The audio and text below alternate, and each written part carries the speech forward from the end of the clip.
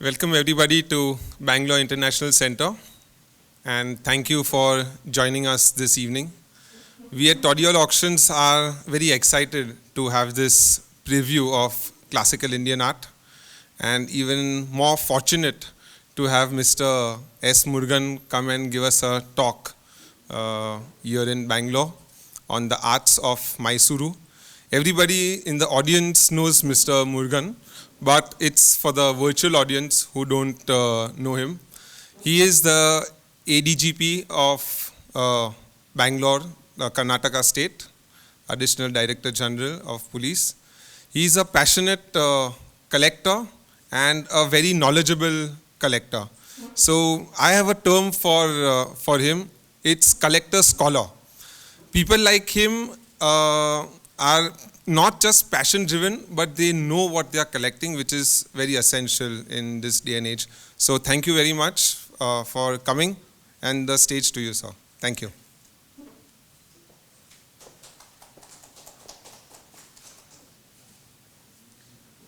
Thanks, Malcolm, for a very generous introduction.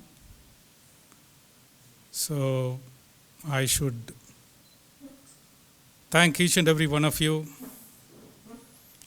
for being here, and some of you have also contributed to the presentation. So let me start. I will take you on a very brief journey of the Mysore art. There is a time constraint, but hopefully the idea is to take you along so that all of us get something out of this, we learn something, and more than that, we also enjoy what we see. And hopefully by the time we end this presentation, we would not only have seen a few things, learnt a few things, but hopefully enjoyed what we have seen. So I was just asking Malcolm about this particular Ramar Pattabhishekam. Some of you would have noticed it in the catalogue. Many of you would know that this is very typical of the Mysore school. So we know that this was made somewhere in Mysore. But what do we know about the people who made it? What do we know about the people who wanted this made? And for what purpose was it made? How did these people use this? Hopefully, as we go through the presentation, we will be able to answer some of these questions. We may not come to very conclusive answers, but hopefully we will be in a better position to appreciate the painting. So don't bother too much about the details. Suffice to say that there is a history to everything. And our story starts with Raja Wadeyar, who not only expanded the Mysore kingdom, but also took great interest in its culture. I would take you to the last point. So after the 1565 Battle of Talikota, when Hampi, the capital of the Vijayanagara Empire, was ransacked, many of the artists moved away. They went to many places. Some went north, some went south, some went east, west. So there was a group of itinerant artists who were settled at Ganjam. And Ganjam, as we know, is very near Srirangapatna. And Srirangapatna was the capital of the Mysore kingdom. So These artists went around. There are many other murals that you will be seeing. This is one particular mural I would draw your attention to. The architecture is typically Mysore. There is a Nawab reclined on a couch. I would draw your attention also to the couch, because these are motifs that you will see regularly recur in Mysore painting.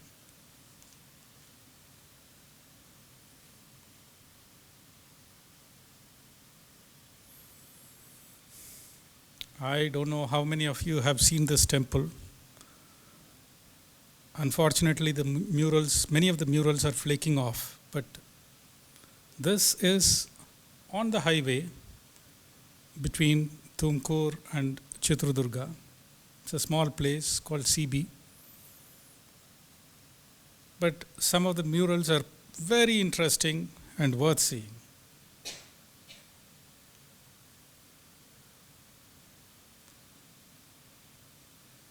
This is from the Mattada Basadi, Shravana Belagola. All the murals that we saw are basically from early to late 18th century. The miniature art of Mysore, or Mysore paintings as we know them, are mostly from the mid to late 19th century and subsequently 20th century also. There was, of course, a painting tradition in Karnataka as well as Mysore. This is an illustrated palm leaf manuscript dated to the early to mid 16th century. This is in a private collection. Here you see Alama Prabhu on the Sunya Simhasana. And this is another very interesting dispersed page from a Mahabharata. There are many such pages in many private collections, in many museum collections also. So this was, this particular Mahabharata was written about by none other than Shivram Karant in his book Karnataka Paintings. And subsequently, Jagdish Mittalji wrote a very scholarly article wherein he pointed out that these paintings were probably from Srirangapatnam. Looking at these, we can make a guess that possibly an artist from Andhra, possibly even Tirupati, had been engaged by a patron in Srirangapatna, and this is the result. But unfortunately, Shivram Karant mentions about a colophon page which has subsequently been lost. So we do not know any further details about this group of paintings. So if there is any one person whom we can point to as the prime mover, the prime reason behind the Mysore School of Paintings, it is Mummudi Krishna Raja Wadiyar. So I would draw your attention to the first detail. He reigned as the king of Mysore from 1799, when he was crowned at the age of 5 years on the death of Tipu Sultan after the Anglo-Mysore War. So he reigned till 1831. But he continued further. He died sometime in 1868. He had a long tenure of 73 years. But throughout this period, despite the fact that he was made to step down by the British, thanks to the fact that he had not a great relationship with a British resident of that particular time, he still continued to patronize art. Not only patronize, he personally took interest on many aspects of not just painting, architecture, games, music, mathematical puzzles. He was a polymath, a polyglot, highly learned person. So we will see many of the products of his creativity and the creativity of the people he was in touch with as we progress through the presentation.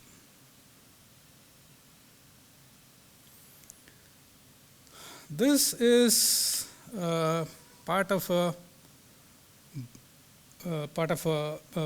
an illuminated biographical manuscript where we see Mummudi moving through his long life when he was crowned in the presence of British as well as local subjects. Mummudi as a student of music. We also see his interest in warfare.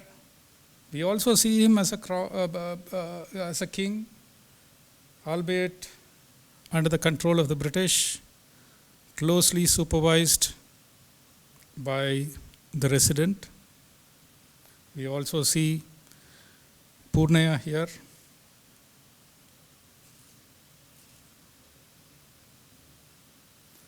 And as I had pointed out earlier, he was a person who associated himself on a regular basis with the scholars of his time, not only on religion, but also on many varied subjects. This, of course, is a copy of an oil painting that was done of him.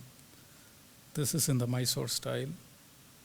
So I have listed out some of the significant contributions very briefly for you to just go through. All of us know about the Jagan Mohan Palace, which is now gallery. And he also authored many books. I would specifically emphasize the Sri Tattva Nidhi. It has been brought out recently, and I think the Sri Tattva Nidhi had a great influence on the artists who came in the subsequent period. It influenced their iconography, it influenced the choice of their subject. The Sri Tattva Nidhi basically talks about the iconology and iconography of various Hindu deities. Of course, there are sections which deal with Raga, Ragini subjects also. But it is mainly a book that deals with iconography. And also, he was a great enthusiast of board games. We will also see that as we move through the presentation. This is a very interesting graph that I picked out of the book that has come very recently, the great Mysore Bhagavata. We see that Mummudi continued to patronize the arts even after stepping down, after the cutoff of 1831. You actually find the frequency of his endowments increasing. He, of course, had a share of the state's revenue, but still, he could have become a dissolute, he could have become many other things that many other kings tended to become. But he continued to push on, he continued to pursue his interests, and this is what we see. So there is Another particular thing that I would like to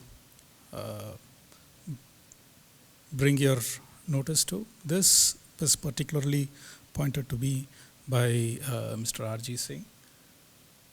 He encouraged the Ram Mandiras across the length and breadth of Mysore. Even today you find many of these Ram Mandiras. These Ram Mandiras were places for community events, and in the evenings they became a music hall, and during times of festivals people would gather, and they were also mini galleries. I will show you one of the Ram Mandiras in Mysore. This is a very typical Ram Mandira. This is Bidara Krishnappa Sri Prasanna Sita Rama Mandira. And this is how it looks like inside. So this is a music program that goes on, and you can see all the beautiful paintings on the walls. Generally, you would have a painting of Ramar Pattabhishekam, just like the one which is part of this auction, as the centerpiece. All around, you have these paintings. So, this is the history in brief. We will go through some of the paintings just to see the kind of variety that the artists of this school worked upon. This is a slightly medium-sized Ram Pattabhishekam with beautiful gilt and gesso work, so much that the colors that you see look more or less like jewels set in jewelry. Another much larger Ram Pattabhishekam. This is almost 4 feet by 3 feet once it is framed. Here you don't find the gold work, you find only the Makki Safeda work. And of course, generally you find whenever you see a Ram Pattabhishekam, Rama and Sita sitting on a throne, which is very typical of the Mysore throne. I mean, very similar to the throne that you find in the Mysore palace. I request you to compare this with the painting on my left. This is the Surpur school, very contemporary with the Mysore school. You find differences as well as similarities. You immediately discern the Deccani influence in this painting. You see the architecture, which is very Deccani. You also see the garden with its flowers and plantain trees and other trees, very typically Deccani. But at the same time, you also see the similarities. The crown, which is very typically South Indian, and the gesso and the gilding, which is also quite similar. Also, there are similarities even in the dress. Surpur is a small town very near Gulbarga, which is in the northern part of Karnataka, whereas Mysore, as you all know, is in the southern part.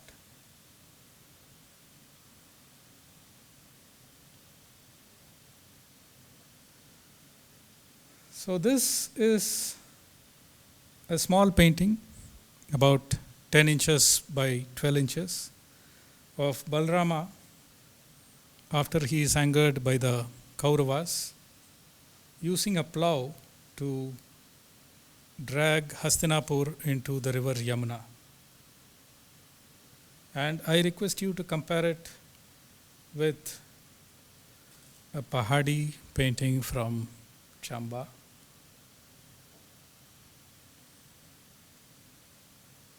The Pahadi painting is definitely more colorful, but also more informal. Whereas in the Mysore painting, Balarama may be drunk, Balarama may be angry, but Balarama is definitely Balarama, he is a god, so he is invested with a crown and he is larger than life.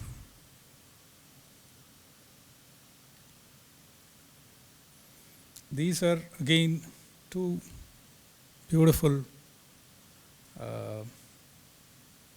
small size Mysore paintings of Krishna with Bhama Rukmini. I had pointed out the settee in the palace earlier. So you can see them sitting in the same kind of settee in one of the paintings. And the other painting that you see, this is a typical Mysuru Totimane, the courtyard that you would find in many Mysore houses. So that is where Krishna, Rukmini and Bhama are standing.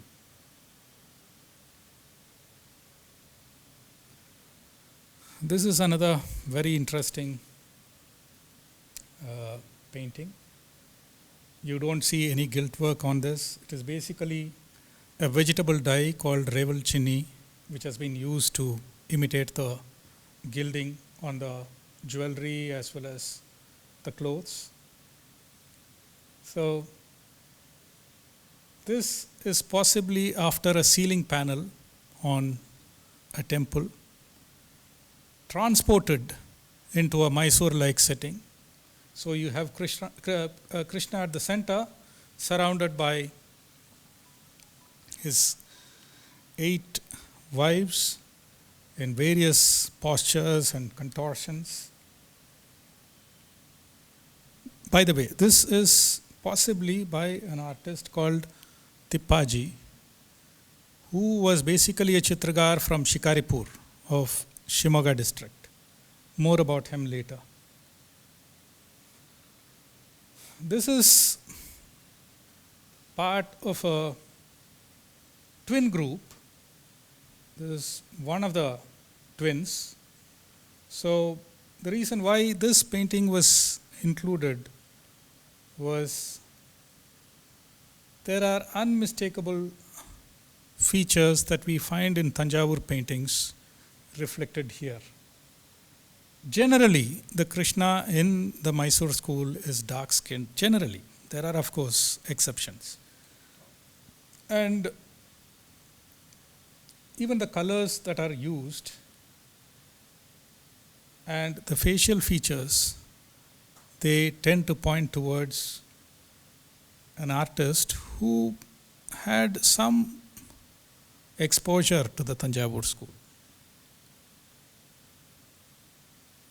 This is the Virat Vishwarupa that many of you would have seen in the Mysore school. Here you see the Kurma and the Ashtadiggajas supporting the cosmic egg, Brahmanda. You also see the Shat Chakras, basically the 6 psychic centers. This also has some Kannada inscriptions which point out that this is Adi Narayana. And this is another version of the same subject. Here Krishna is in the heat of the battle. He is standing and instructing Arjuna, who is pushed to a corner. We see Vishnu dominating the painting in his Vishwarupa. It's a very compact painting, very small, but the artist has not only utilized the space to the full, but he has also composed it in such a brilliant way that he has been able to convey the subject very forcefully to the viewer.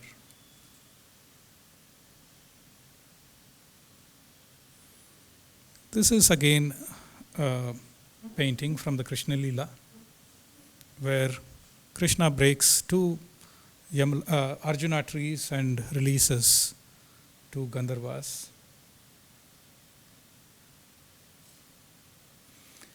This is again a very large and a very interesting painting. There have been many artists who have dealt with this subject in the Mysuru school. This is called the Syamantaka Upakhyana or Jambavathi Kalyanam. Here you see Surya handing over the jewel Syamantaka to a king. Subsequently, the king goes hunting and is killed by a lion. The lion is in turn defeated by Jambavan the bear. And the pointer is not working. Yeah. And then Krishna fights with Jambavan and wrests the jewel from him. And not only the jewel, he also marries Jambavan's daughter, Jambavathi. And so that's the story in brief. But you see a very typical style of narration as this is the way the plow goes. So a very, very typical kind of this way. Yeah. So this is something that is very typical of the Mysuru school, particularly when the subject is a narrative, is a continuous narrative. This is another beautiful Yashoda Krishna, again part of the auction. And a very similar Yashoda Krishna. Again, I would like to draw your attention to a very typical Victorian setting where again Yashoda is seated on a Victorian period settee and there is a blue and white porcelain clock behind her. This is again very typical of Mysore painting where you have subjects from Indian mythology in a very Victorian or a European setting.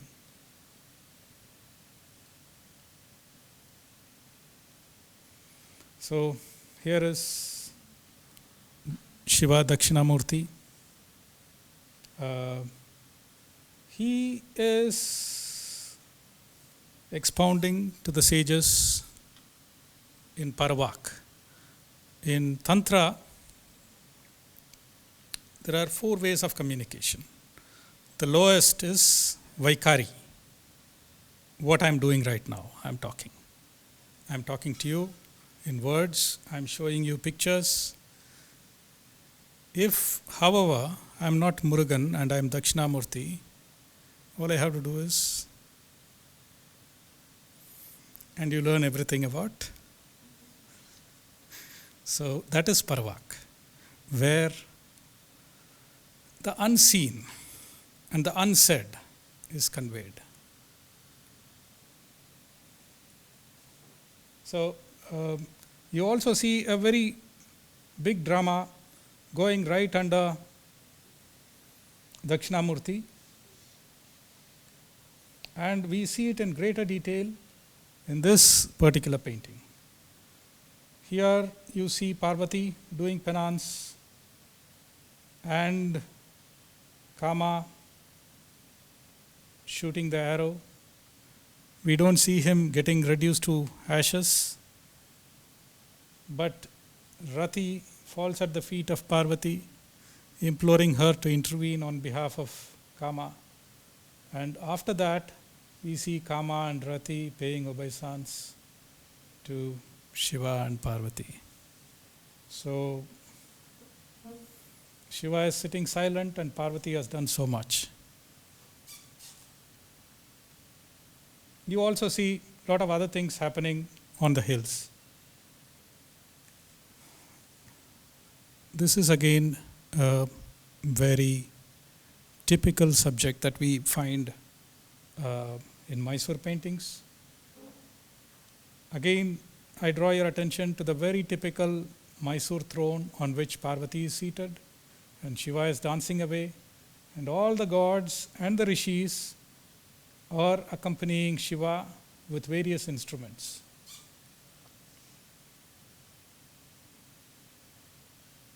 Here again, you don't find any gold work. This is basically Revalchini work. Veerabhadra. Here, I may not be able to point out the detail of this Prabha, but the Prabha has not only gesso work and gilding, it also has pin work where the gilding has been pricked with a pin to develop a pattern all along the Prabha as a decoration.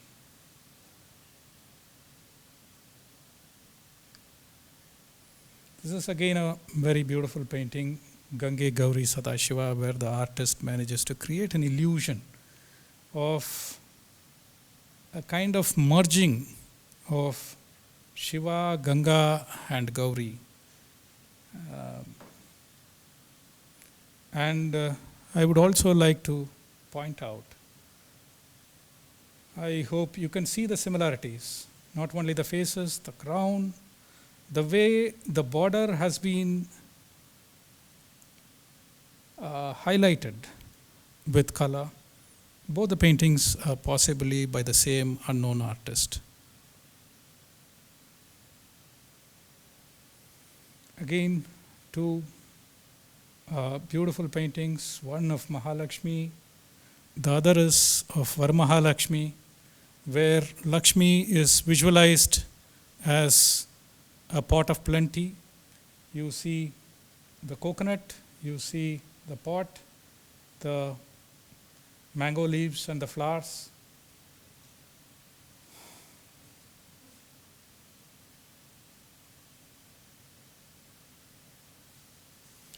This is another beautiful jewel-like painting, very restrained, but at the same time, masterful work in color and gold. You find Lakshmi at the center, her dress worked in gold and gesso. You also see the Kamadhenu, Hamsa and the Kalpataru.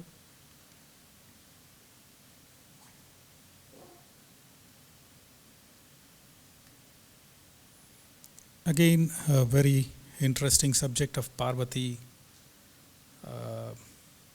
worshipping the Linga. Of course, in a very fantastic, fantasy-laden landscape where there are flowers much larger than the trees, and even the trees are very unlike of what you would expect in Mysuru or anywhere in the vicinity. There is hardly any gold used. Compare this with Ragmala Bhairavi Ragini from Hyderabad. The Ragmala looks a little bit sedate when compared to the LSD kind of colors that you find in the Mysore painting.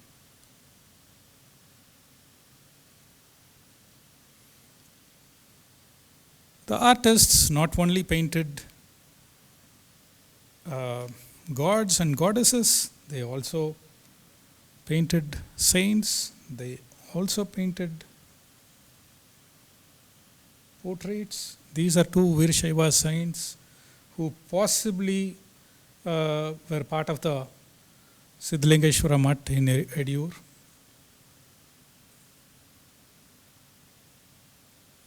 Some more portraits.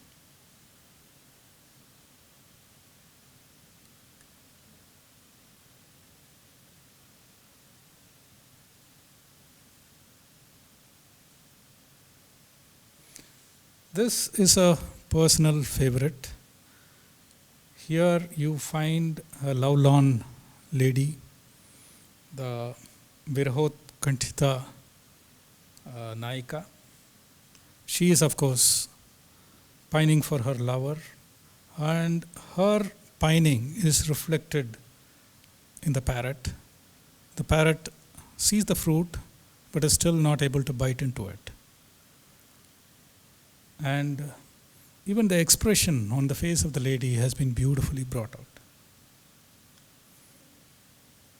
And this is a study in contrast, so you know who the boss is. Her posture is quite aggressive, quite dominant. It's a very, very small painting, by the way, just about 6 inches by 8 inches. But just see how the artist has been able to get the mood across. And this is another brilliant painting. I had the good fortune to hold this book. It's a small book. This is part of the Mithil collection. And this is a Balakhanda from Ramayana. And each page is a masterpiece. You have gilding, you have these riotous colors, and you have brilliant subjects handled with absolute technical perfection. On the top half, you find Ganga rushing down pell-mell, carrying everything on its way. And in the bottom half, you find a perfectly sedate and stolid Shiva. Look at his posture. He sits in perfect poise, his locks splayed out and arresting Ganga. Just see the contrast on the two halves of the painting and how masterfully the artist has captured the whole of the legend in a very small part of this page, 6.5 inches by 10 inches. Amazing. So these are the kind of paintings that the artists of Mysore were able to turn out. We saw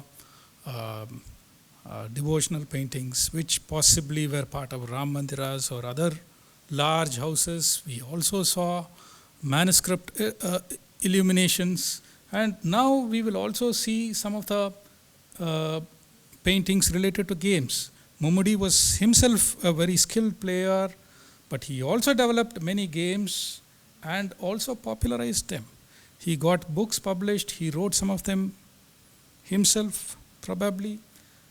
He was also interested in puzzles, and for him a game was not just a game but a higher level of a human statement where he felt that the game mirrored the ups and downs of life. It was part of his philosophy. This is a large game board of the Pachisi type. You see the four arms, Ganesha at the center. This is what is called a race game. So where 2 or 3 players would have their pieces, and based on the roll of the dice, the piece would move forward. And this is one part of the board. You see all these fantastic creatures surrounding the board. And the other side, with a little bit of damage to it, has Shiva in the form of a linga at the center. So this basically was a game where you would start from the other side and possibly end on the other side, representing the belief that you finally become one with Shiva.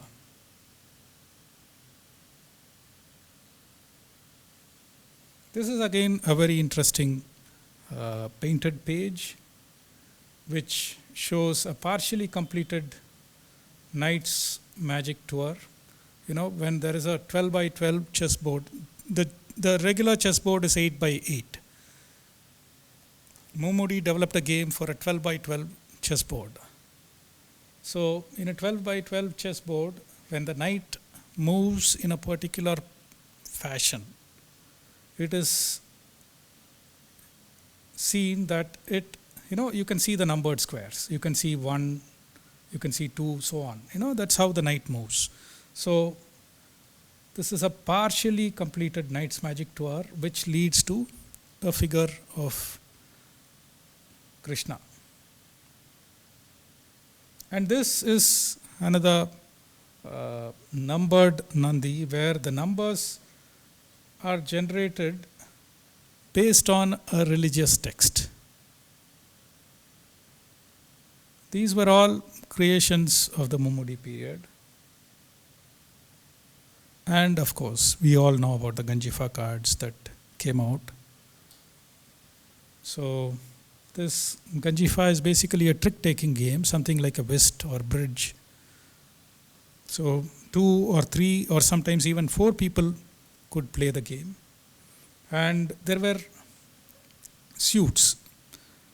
You can have up to 18 suits with 18 cards in each suit, and each suit was led by a god or a goddess with other subordinate cards. In this particular set, we see a Saraswati, we see a Yali, we see a crocodile. And in the next set, we see Mahalakshmi, we see 2 Garudas. Not only this, you also find many murals across Mysuru. This is a mural on the walls of Ambujavalli Shrine in Mysuru palace premises. And this is a scroll painting which illustrates the Saugandhika Parinaya, possibly used as a prop during a performance, possibly part of a set which was consigned for lithographic printing and subsequently converted into a scroll. I do not know for what purpose this was used. But you see legends in Kannada, inscriptions in Kannada, explaining each and every particular scenario. Here in this particular, this is another part of the same scroll. It is about 20 feet long. So this is basically a story of the adventures of Sugandharaja in his attempt to gain the hand of his heroine, Saugandhika Devi.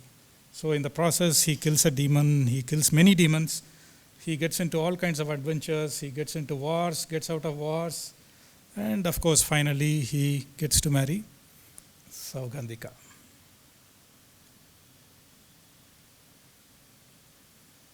So, we saw the artists of Mysore painting many different subjects on many different formats.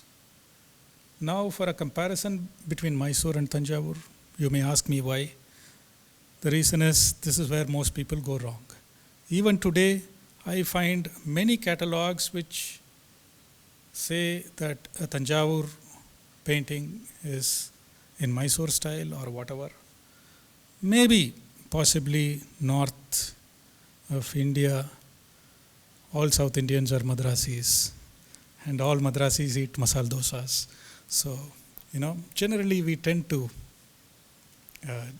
generalize. So, we will just see the characteristics of these two schools. A beautiful Navanita Krishna from the Mysore school, as I had pointed out, a dark-skinned Krishna. And you can see the gold work, very restrained. The gesso is also very precise. It is never as laid on as you find in some Thanjavur paintings. The green background is very typical, again, of Mysore. Of course, you also find it in Surpur sometimes, but you hardly ever find this green in Thanjavur. And the carpet. You do find carpets in Thanjavur also, but this is something that we find very, very typically in Mysore paintings, and the style of the sari. This is again a giveaway, and compare this with almost a similar subject in Thanjavur. You find a prominent gesso work, This is, of course, a very large painting, so some of it is missing. Again, the sari is very different. Even the way the jewelry is worn is different. You also find the use of pearls and glass beads to imitate gems on the gilding. Same is the case in these two paintings. Here you find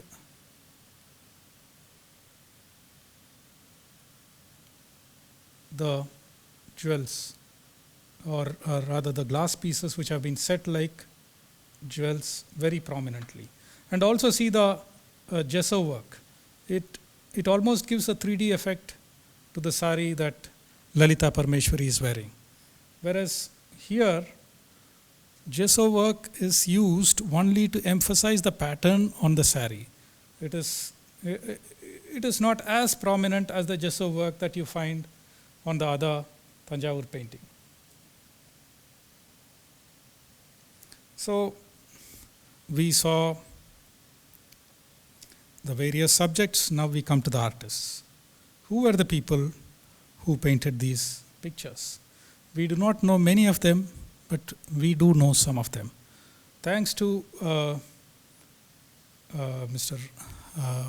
Dharmendra, he was able to identify from a portrait, or rather a group portrait in the Kuldeep Singh collection, some of the artists who worked in the palace atelier. You find the master painter, Gotigara Tippanna. You also find Avduta Papanna, Venkat Subbu, Channakrishna and Naranappa, all painters. You find the master painter possibly expounding to them what the commission that they are going to carry out is all about. Possibly he is giving them instructions. Possibly all of them were part of a guild and they were expected to carry out a particular commission that the palace had commissioned them to do. This is again a sketch by an artist we had seen earlier, Tippajappa, who had painted the Ashtabharya Krishna, Krishna surrounded by his 8 wives. So, as I had said, he is from Shikaripur. He is from a Gudigar community. Even today, if you go to Sagar, you find many of these woodworking artists doing their work in a wood called Shivani wood. Earlier, they were ivory carvers, given to very fine carving. Subsequently, during the Mysore times, they also carved beautiful caskets like these, which is part of this auction. So, Tippajappa was from one such family. And this is a painting in the collection of Virginia Museum. And we know that the artist is Sundaraya.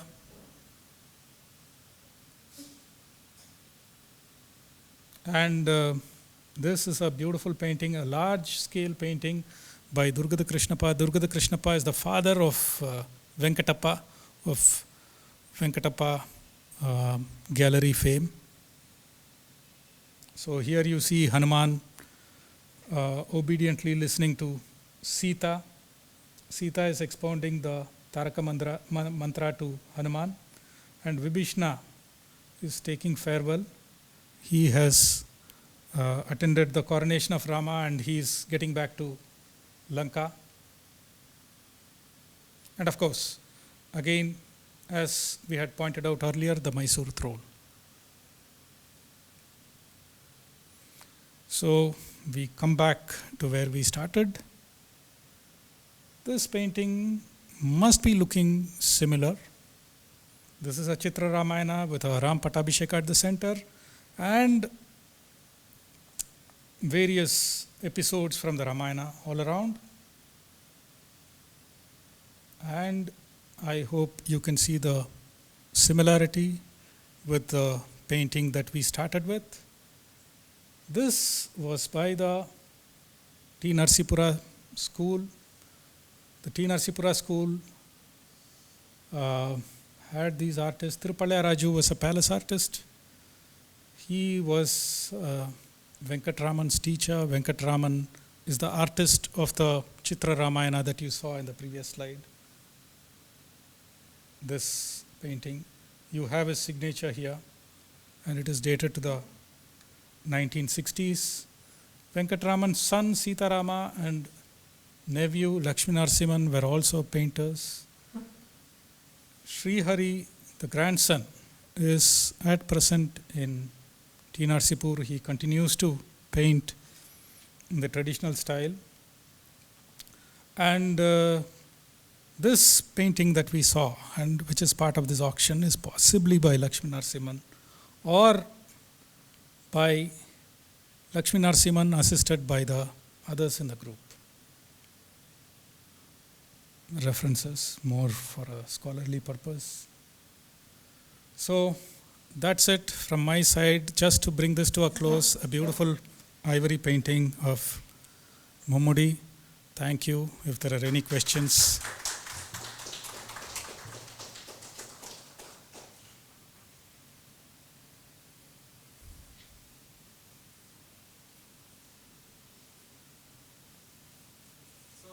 Yeah. Yeah, please. You explained to us the nuances between Thanjavur and Mysuru. But apart from those nuances, how else can a lay person distinguish between the two? Every rule is proved by its exception, right? So, Thanjavur is mostly on fabric, it's on canvas, whereas Mysore is usually on paper. And there are other characteristics that I pointed out. But finally, people go wrong. So that's how it is. It's basically a gut feeling. It's your experience that tells you that this is Thanjavur and this is not Mysore, and vice versa. So yes, there are those broad features which will help you distinguish. But beyond that, it is your gut feeling.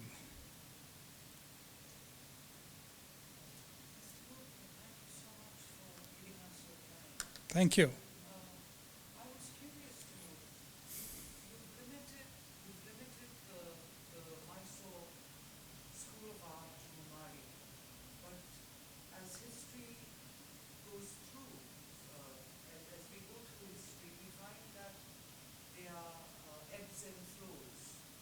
And really the height of great Mysore art is with Sri Krishna himself, because then artists from here are asked to paint a lot of the foreign dignitaries, and they in turn paint a lot of people. And also it was the height of Raja Ravivarma, who's been, I think he's become an icon of class. How come you've not covered covered one segment of Mysore art?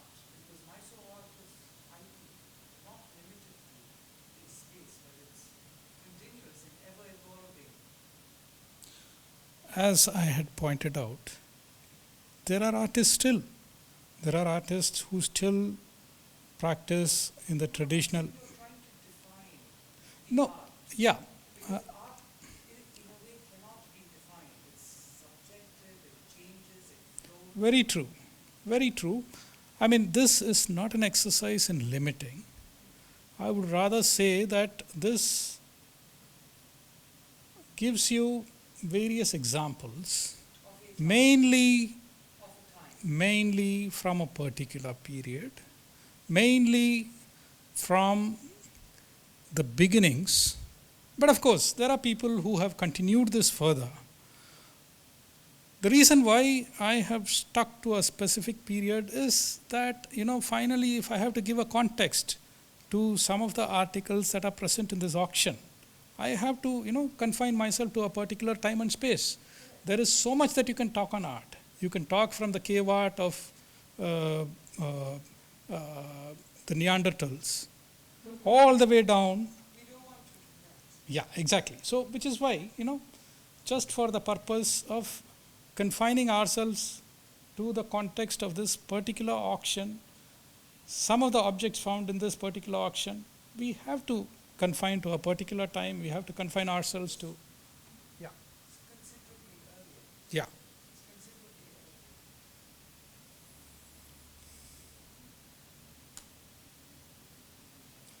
So, right. I think there are no further questions. Thank you. Hope all of you enjoyed. Thank you so much.